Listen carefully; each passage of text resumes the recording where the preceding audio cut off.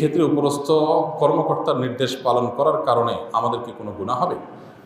ভাইরা আমাদের অনেক ভাইরা আছেন যারা মনে করেন যে আমি তো আমার ডিউটি পালন করছি, আমি আর কি করব, আমি তো উপরস্থ বস বা কর্মকর্তার নির্দেশ রক্ষা করছি, আমি নিজে থেকে তো কোনো অন্যায় করছি না, অতএব এটার জন্য বোধহয় আমার কোনো দায় থাকবে না। পরিষ্কারভাবে তারা শুনে রাখেন, আল্লাহ রাব্বুল আলামিনের কাছে নির্দেশদাতার অপরাধের যেরকম বিচার হবে, নির্দেশ তামিল করে যিনি অন্যায় করেছেন, অপরাধ করেছেন, বাস্তবায়ন করেছেন, তারাও আল্লাহ তাআলা কি করবেন? বিচার করবেন।